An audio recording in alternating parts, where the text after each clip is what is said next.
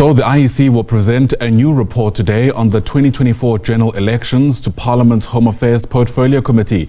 This details a number of its achievements in relation to managing the polls, including successfully integrating independent candidates into contesting national and provincial elections.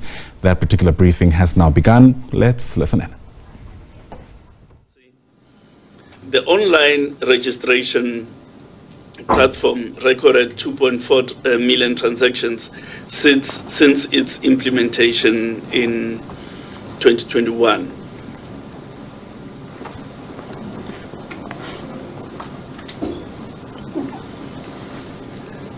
And giving facilities for South Africans voting outside of the country at the 110 missions of the Republic and 40,000 people voting there. And 1.1 million persons who are in special circumstances or who otherwise could not attend to voting stations were given an opportunity to vote by way of special vote. Decline in the number of spoils, very marginal, but still a decline. Again, an issue that we raised quite pointedly in the opening address around the fact that our evidence is that there has not been any external penetration of our ICT environment, and this is based on even external independent audits.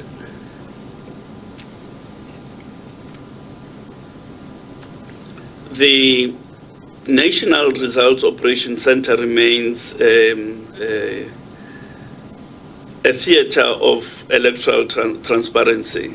It's a South African innovation, and it's been replicated by countries on the continent and elsewhere in the world. But it's a window through which people perceive the transparent conduct of the electoral process, and therefore a mainstay of democracy and transparency. Now, the Commission declared the results of the elections on the 2nd of June, 2024.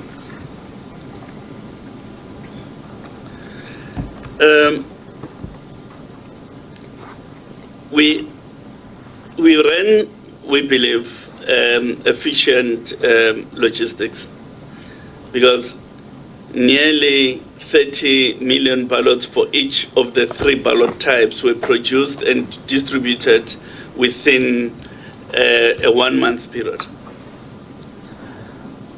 There is printing, packing, stitching together the ballot books, and ensure that those were distributed to the right point, in right quantities, at the right time. So 30 million of each ballot type. There were 3 ballots, so giving you a total of 90 million ballots. We recruited staff, just over 200, to service the 23,000 voting stations. The result system effectively implemented with transparent real-time result determination, and we will get into those issues that the Chair identified a little later on. We've realized a massive reach in our communication campaign. There's no square inch of the country that was not reached by our communication campaign. We've had a successful anti-disinformation partnership with social media platforms themselves, but also with civil society organizations and with political parties through the National Political Liaison Committee. Improved accessibility measures for persons with disability, especially persons who are blind or are partially sighted, working together with blind SA and related organizations. No incidents of double voting through the Section 24A amendment that was implemented in 2021. But of course, it is important that we mention that there is never a perfect election. Nowhere in the world. There's no notion of a perfect election. There will always be challenges because you're dealing with a program of massive scale, a program involving 23,000 voting stations, a program involving 27 million voters, a program involving 200,000 staff on election day. So when you deal with matters at that scale, they're bound to be aberrations, either in the human capacity chain or in the logistical chain. So therefore, there are areas of improvement, and the following relate to that. Firstly, we've had a 2-hour interruption to public-facing results display at the result centers. Although the core election results data remained secure, and we'll give an illustration of that later. Secondly, one of the 5 applications on the voter management devices operated in the less than optimal manner. The coding issue affected the voters' roll app, and that delayed the speed at which people were being processed. We will get into detail as well on that aspect further on. Suffice to say at this stage that of the 16.2 million people who voted on election day, 9.2 million of those were processed via the VMD. So despite the problems that we have identified and which are matters of public record, still 9.2 million persons were processed via the VMD on election day. We need to persist with youth debate, civic and democracy education strategies because of the persistent and obstinate nature of the enthusiasm of young persons to register. It's a persistent challenge, and it requires even more effort and even more resources to try to turn it around.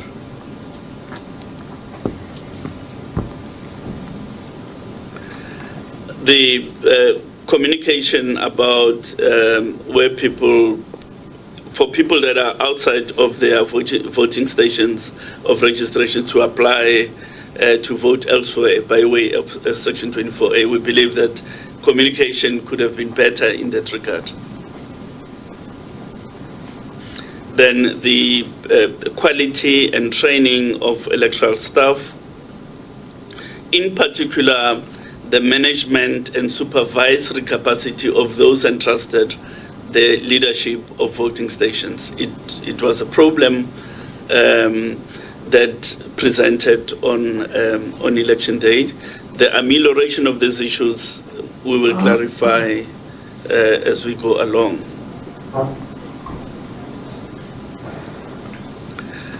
Continued vigilance and action needed against myths and disinformation.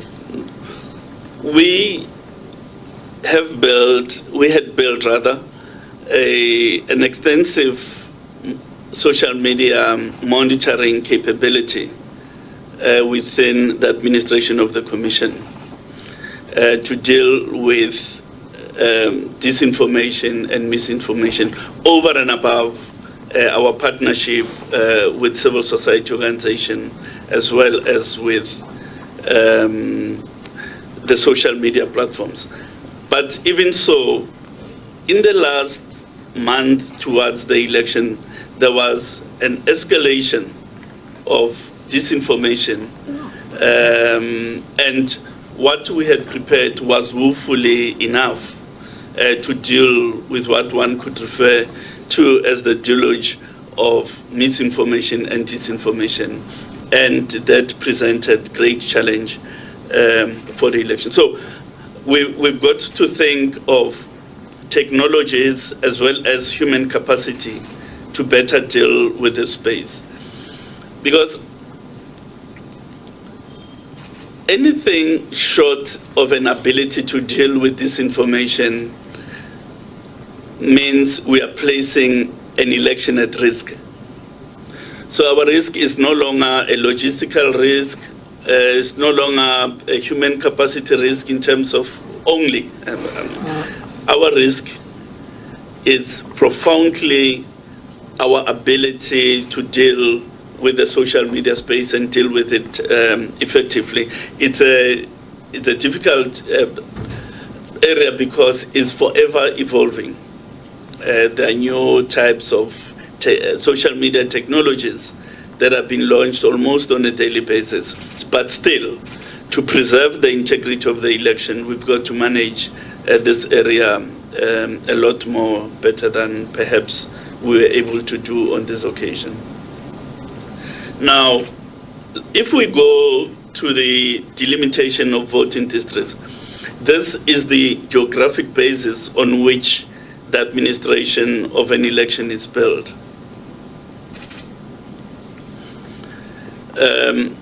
23,292 voting districts,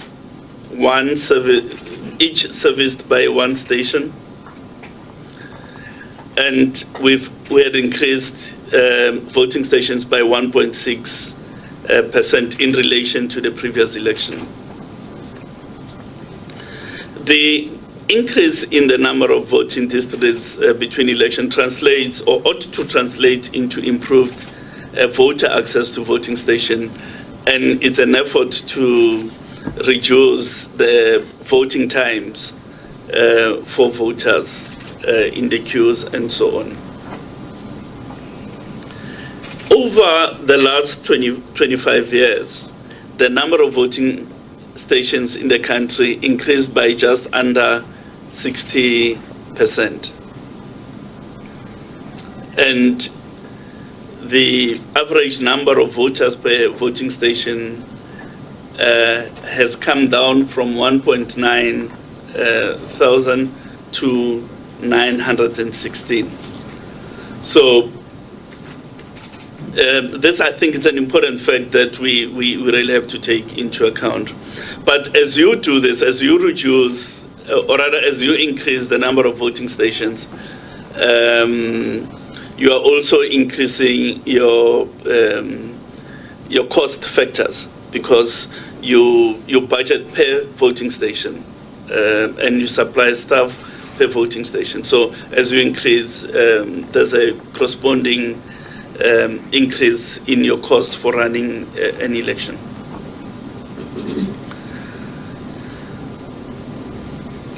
Now, in South Africa, there's continuous internal migration, which requires a continuous review of voting districts and the distribution of voting stations and the associated efficiencies.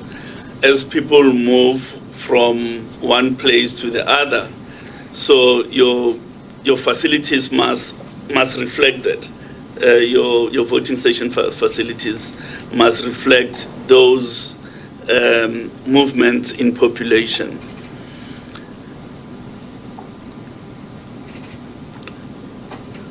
This Thyssen polygon map shows you the density of voting stations in the country. You can almost cut the country into two halves.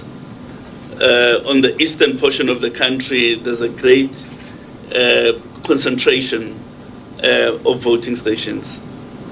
And on the western portion of the country, there isn't as much concentration.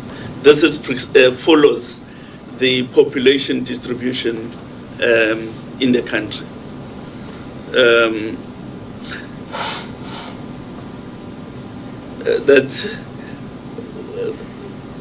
That white portion in the middle of the country, I'm told, is Lesotho.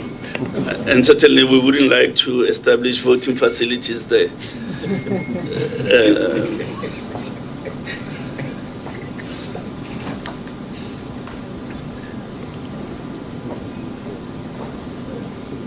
Now, when we look at the voting stations, 95% of them were permanent facilities. And this is good because it costs more to establish a temporary voting station than it is to get a temporary site. And 65% of all voting stations used were schools. So schools remain a backbone for the delivery of an election, and our partnership there with the Department of Basic Education and the provincial departments is therefore a strategic relationship to manage. We still have, regrettably, 4% of temporary voting stations. But there's been a huge decrease because in 21 elections, we had 17% of voting stations being temporary. There were 32 mobile voting stations. Now, this is the provincial breakdown of voting stations across the country. Your greatest numbers you find in the Eastern Cape, KZN, and Limpopo. Naturally, the least you find in the Northern Cape because of the size of population in that country. We still have a serious number of temporary sites in the Free State, Gauteng, KwaZulu-Natal, and Limpopo. But with each election, we reduce the number of voting stations, so that 936 is likely to decrease in the next iteration of general elections. So that really deals with the voting stations that were used in the 2024 elections. Now, the security of the election, a very important matter. The coordination of the security effort for the election is done through the National Joint Operational and Intelligence Structure, NetJoint. And NetJoint establishes priority committees on elections in each province, as well as at the national level. In the priority committee would sit the police, South African Police Service, the Defence Force, the Metro Police Department, Department of Home Affairs, the Municipal Demarcation Board, Justice Department, because of the courts where there are violations of the code and so on, as well as the ESCOM for the supply of electricity issues, and other service departments. So it's quite a broad structure which is activated and works under the leadership of the NetJoint.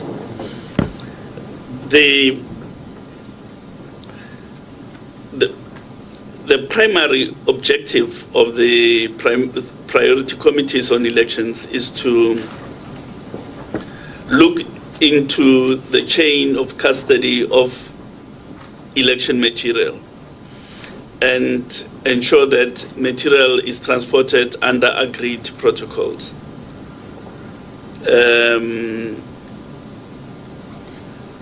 And to ensure that the distribution network for election material, especially the security material, is secured.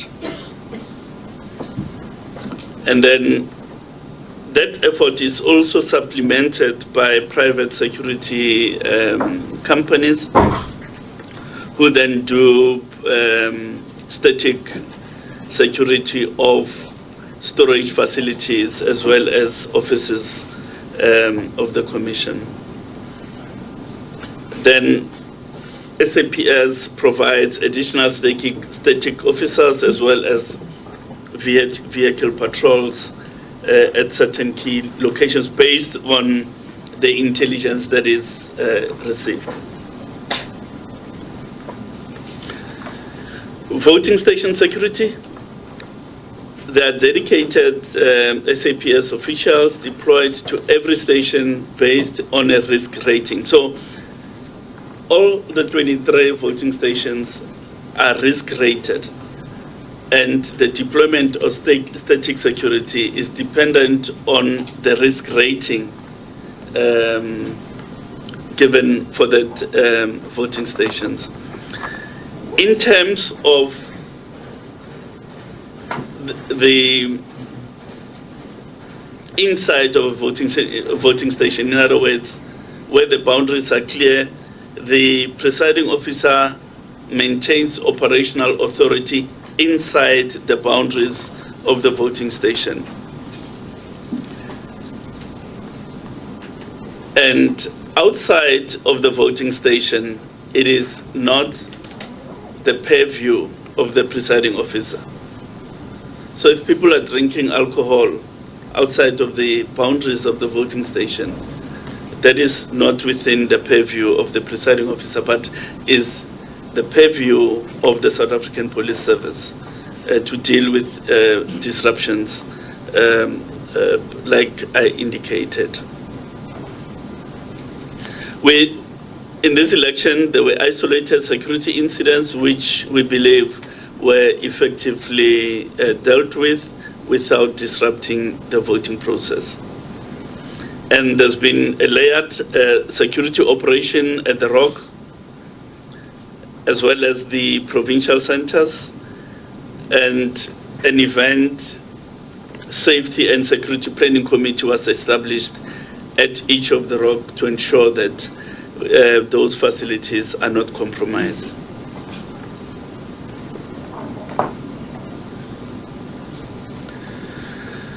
Now, the outcome of the security framework, successful protection of personnel, materials, and processes throughout the election process, minimal security incidents reported, and those which were reported were effectively dealt with. Role of political parties in breaches at security facilities. I think we've had very unfortunate incidents that are noteworthy, where some parties went to our local storage sites, even the attempted to break in a provincial warehouse. Now those are a blight on our security environment. And I think we have to do more perhaps to dissuade political parties from actions such as those. Because if anyone is disaffected by the manner in which the election process has been run, they can vindicate their rights in terms of the electoral justice framework that is part of our legislation. I think that gentleman didn't get a special vote and is upset.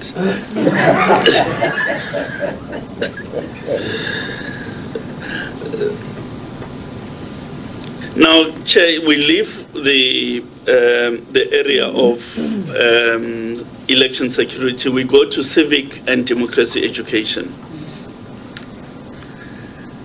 This is a matter that often receives attention in this committee, but elsewhere in the country, and for right reasons, because we want our citizens to remain engaged in the democratic project.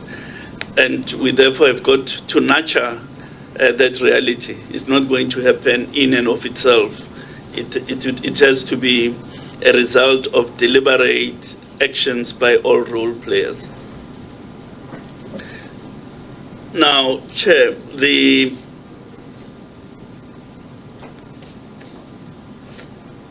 anchors of our civic and democracy education are as follows.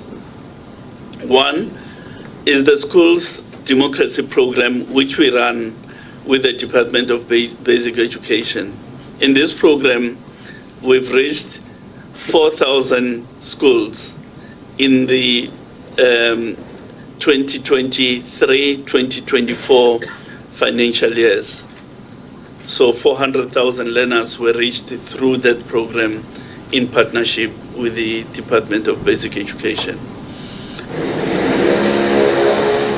We also have a tertiary institutions program where we run civic and democracy education programs in all tertiary institutions, including TVET colleges. Stakeholder management program. In this program, we met with business, trade unions, we've met with youth organizations, and a plethora of different stakeholders. We engage with them, traditional leaders, and so on. The chairperson reminds me of faith-based organizations, churches, and the like.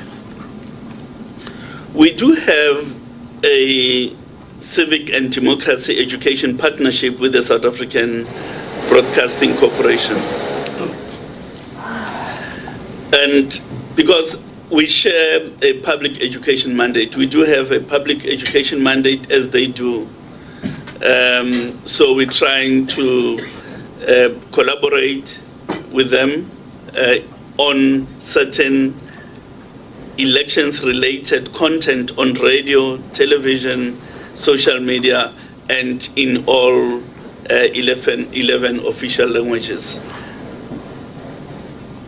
And then we also do present civic and democracy education through digital and social media.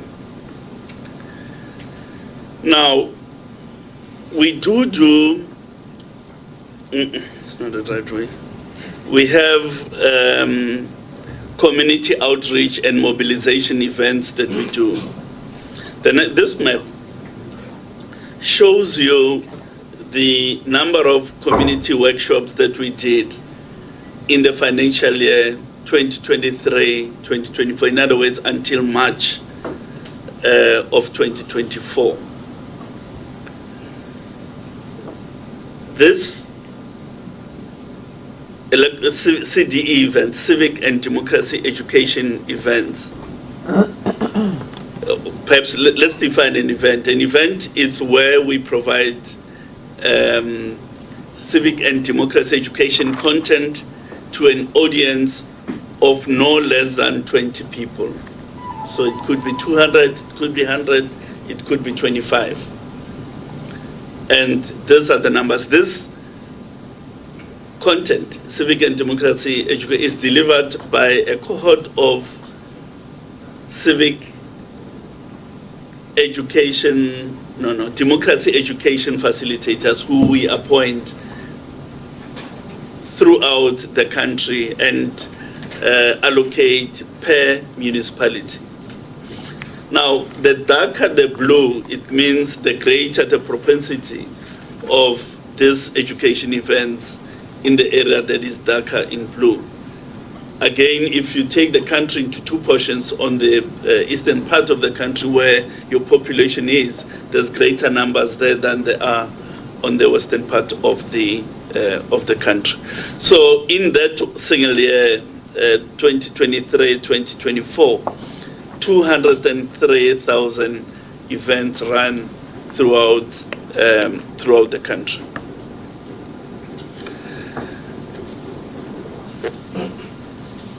Now, the communication effort.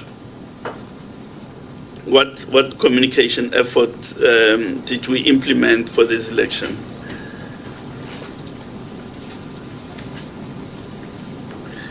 Our communication campaign really was about the call to action, to get people to register and to vote where they are registered.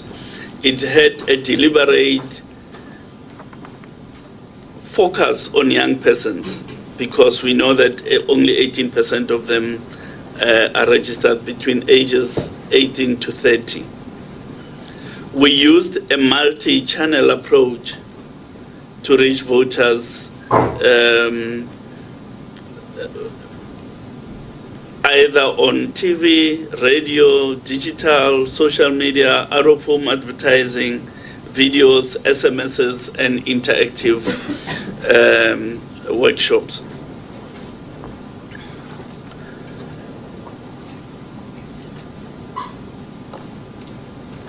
We launched the election campaign in October 2023.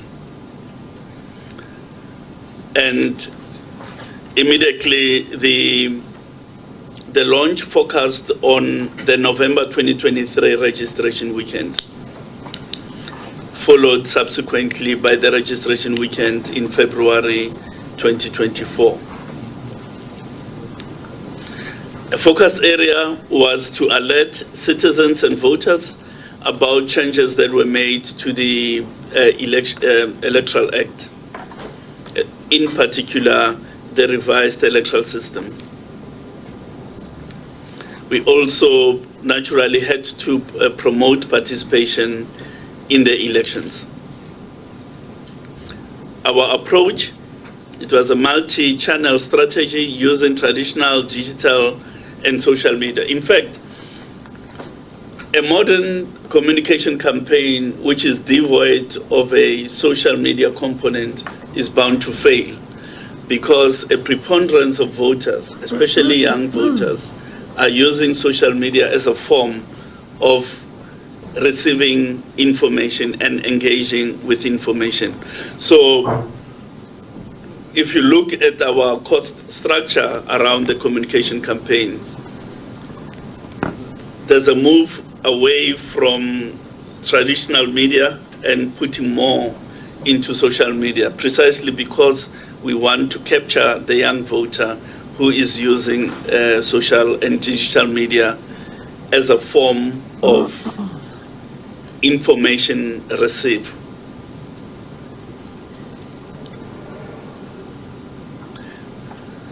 Now, when we look at what has been the reach, I mean, with this huge investment that we've made, what has been our reach? These are unique views.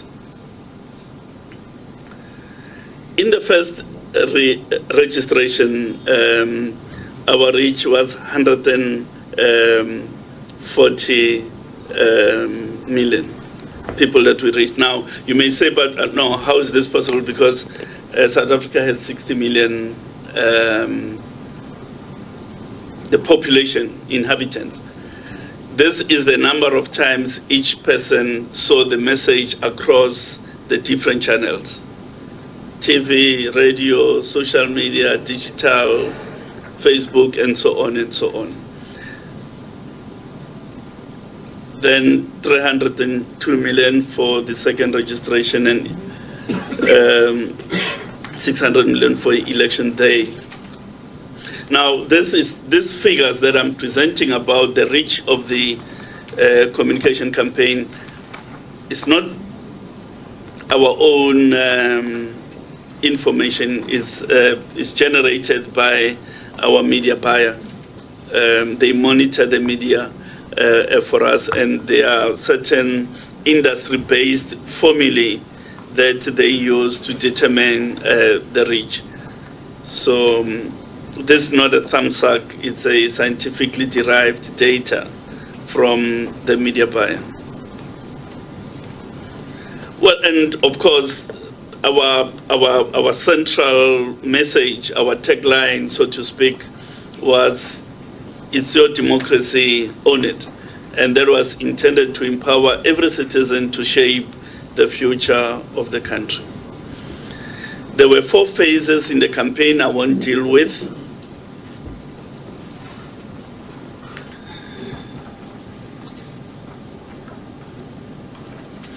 And this is some of the collateral that we used in the campaign. As you'll see, that billboard telling people about the 3 ballots and their different color to distinguish them.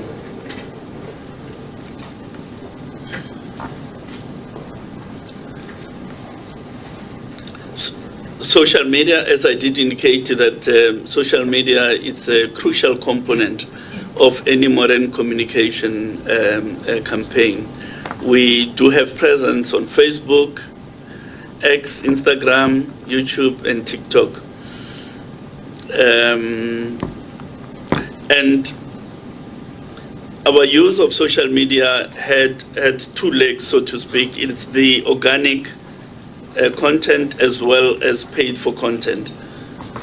Organic is content that is availed to different role players who then distribute it using their own channels, so we don't pay for it. And then paid for content is that which we pay. So SMS campaign, we reached 2 million people there, and 150 million reached via the Please Call Me facility. And then on the paid for ads that we placed on social media platforms, we had 203 million impressions. And on digital advertising is facilities like News 24 and similar type publications. Now, on media releases, these are the releases that we would release from time to time, and as such, we do not pay for this.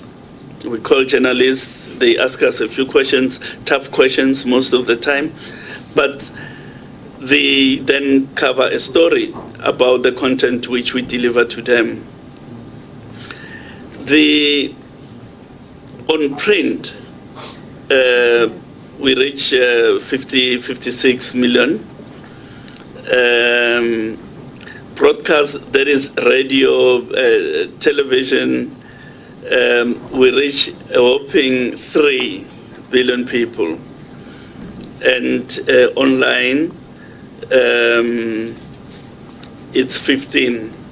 But when one looks at the total advertising value equivalent, in other words, if we were to buy that presence in the media, how much it will cost us, it's 500 million.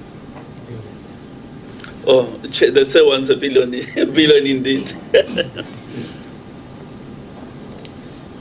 I'm aware that you have shared many times. That's what we call an impression, the number of times we appear. Yeah. So I think in this area, we really, the organization is doing well to project the brand of the institution and to talk about matters electoral.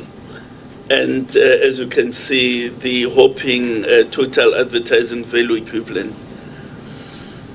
Now, we also have a contact center. Our contact center uses the following channels. There's voice. You can reach us with a telephone call, a voice, email. You can make an inquiry on social media. And what we introduced for the first time in this election was a website live chat, where on the website you can talk to an operator to ask a question, to check whether one person is registered or not, and so on. We had flexible staffing arrangements, 60 agents, and we scaled up to 120 agents at peak time. And during the registration, the period leading to registration, weekends and elections, we extended operating hours. Now, 137,000 voice calls, 43,000 emails, 232,000 social media interactions, 225,000 live chats. So cumulatively, 638 direct engagements with voters and stakeholders using this channel. So there's been a seamless integration of social media and live chat to engage, especially young and unregistered voters.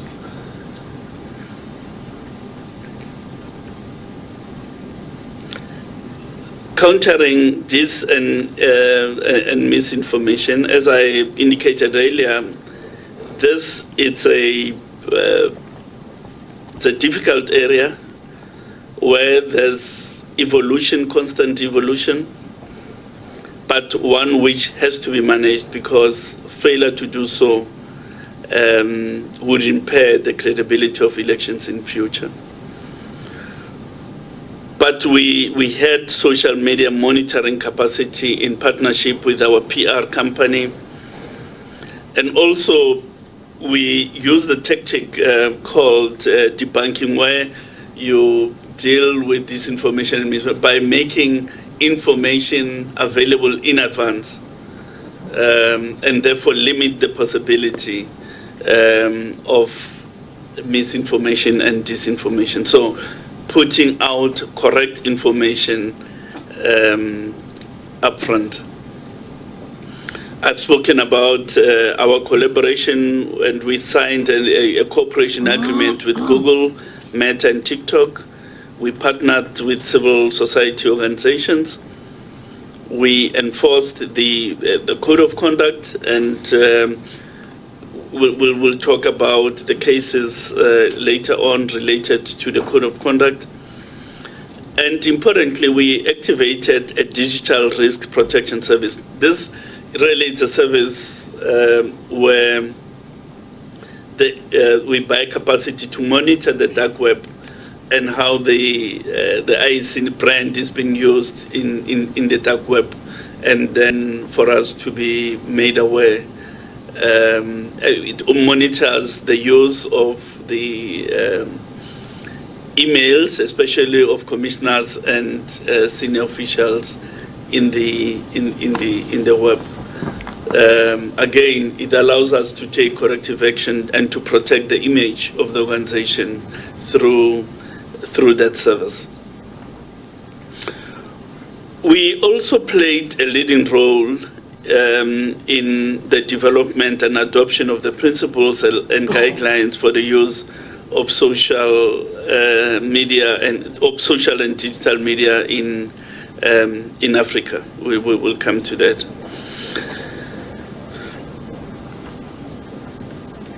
These are the guidelines that which is really a continental framework in which we played a leading role. It's work we did on behalf of the AAEA, African Association of Election Authorities. on behalf of really all the EMBs of the continent, election management bodies, the IECs of the continent. So we worked with the African Union Commission through funding made possible by the African Renaissance Fund. And we shared practical experience managing elections in a digitally connected democracy with high social media penetration. And it was an initiative to respond to growing digital challenges across the continent. And we contributed insights of handling disinformation, how to provide voter education on digital platforms, and how you balance potential regulation with free speech. So these guidelines have been well received throughout the continent, and the Irish Council for Civil Liberties petitions the European Commissioners for the internal market to follow African Airways referring to this product. And IECCL acknowledged these guidelines as being important in dissuading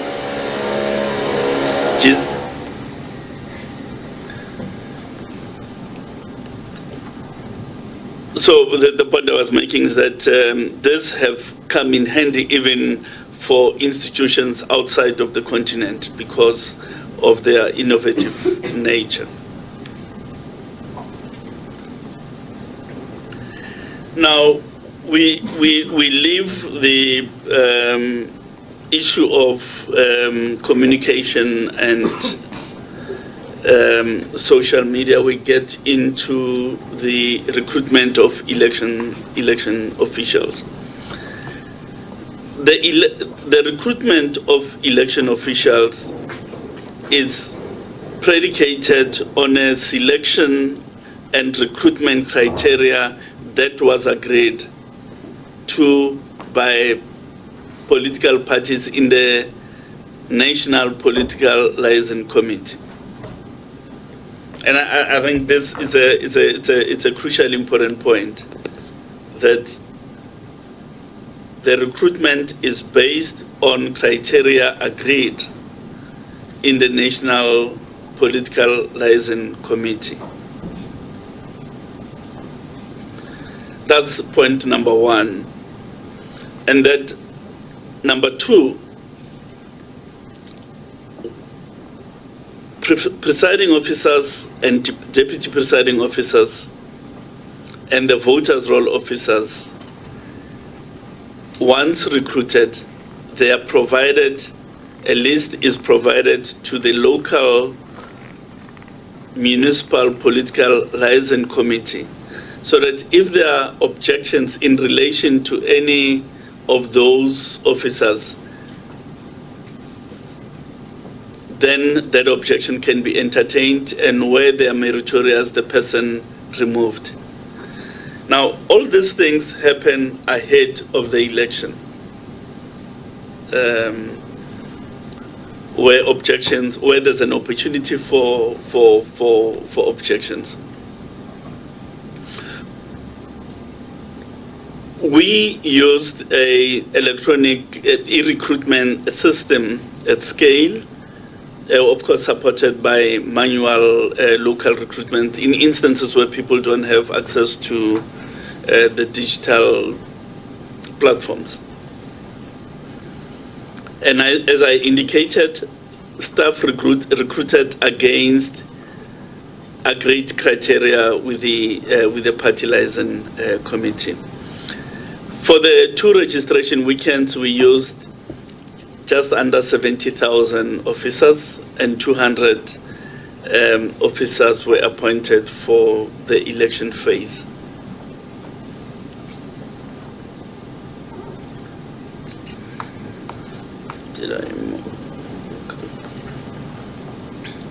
Now, at the beginning, I did say the Commission was alive to the enormity of the 2024 election, and they embraced that appreciation into their planning framework.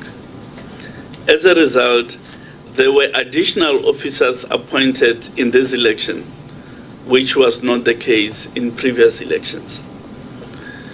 Ward managers, they've been part of the system before. Just under 5,000 ward managers were appointed for this election.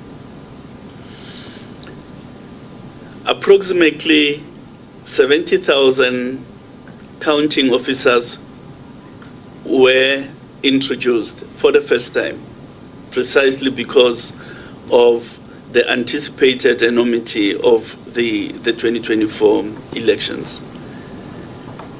Because for the first time in national and provincial elections, we're going to count 3 ballots instead of 2, hence the additional capacity that was provided. There were 253 data capturers who would capture the special votes, as well as 312 administrative assistants to capture the results of the elections. Another additional capacity for voter registration, we increased staff from 2 to 3 per voting station. In the last few elections, we're using 2 people. On this election, we increased that to 3. Recruitment focused on gender balance, voter registration status, technical skills, language literacy, and the need to include people with disability.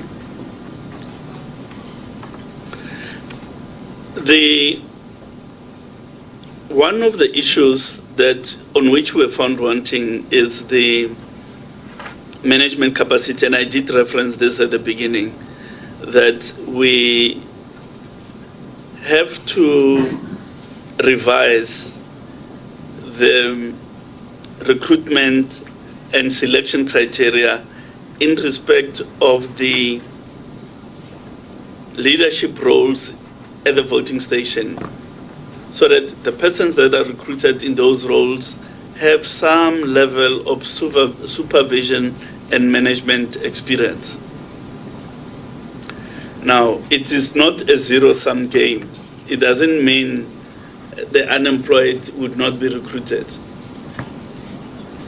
All it means is that those in leadership roles must demonstrate previous experience on having supervised people, having managed processes, and so on. Because on election day, it's a high-pressured process which demands of the presiding officer an ability to deal with irate voters, deal with irate party agents, and so on. So a person has to have some level of management experience. So it's a discussion we will finalize with the National Political Liaison Committee as we make the changes to the recruitment criteria.